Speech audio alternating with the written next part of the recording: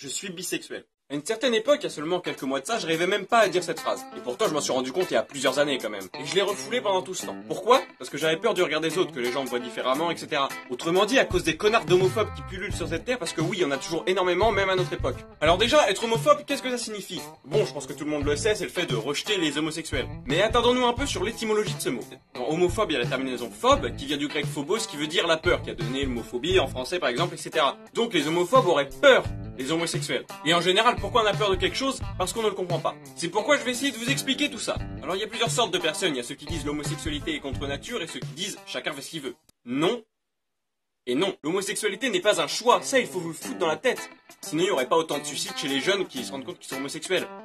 Ça paraît logique. Notre orientation sexuelle est programmée à notre naissance. Donc avant de connaître la différence entre un homme et une femme. Autrement dit, c'est naturel. Et ouais.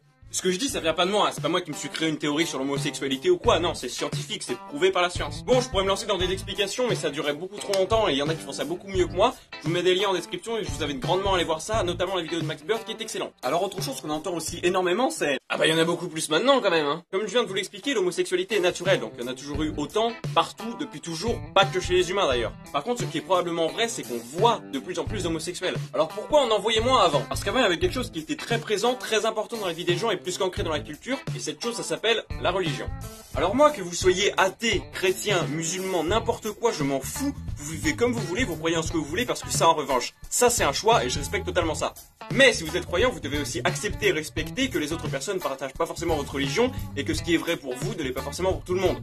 C'est le principe d'une croyance. Donc vous devez accepter qu'une personne puisse être homosexuelle, en plus je le répète, c'est pas un choix, et respecter ça même si dans votre religion c'est mal vu, on va dire, ou même prohibé. Bon alors je sais très bien que toutes les personnes qui pratiquent une religion ne sont pas homophobes, évidemment. Mais si je dis ça, c'est parce qu'il y a pas très longtemps, j'ai débattu avec quelqu'un qui était croyant justement et qui disait que l'homosexualité était de la luxure pure et simple et que ça lui donnait envie de gerber. Je reprends ces mots. Et je me suis dit, mais au final, qu'est-ce que ça peut lui foutre? Si les gens sont heureux comme ça, qu'ils les laissent vivre tout simplement. Et pour ceux qui n'acceptent pas que deux personnes du même sexe ont un enfant, je dirais ceci, qui n'est pas de moi mais que j'ai trouvé excellent. Jésus, il a bien deux pères et une mère porteuse, non? Concrètement, c'est ça. Et c'est pas le seul dans ce cas-là dans la Bible d'ailleurs. Donc pour répondre à notre question, non, il n'y a pas plus d'homosexuels aujourd'hui, c'est juste qu'avant ils se cachaient beaucoup plus. Faut pas oublier que l'homosexualité était illégale jusqu'en 1982 en France, donc c'est normal qu'on en voyait moins avant. C'est comme si demain on interdisait aux gens d'être chauves, bah les chauves ils mettraient des perruques, instinct de survie oblige. Ils seraient là, mais on les verrait pas.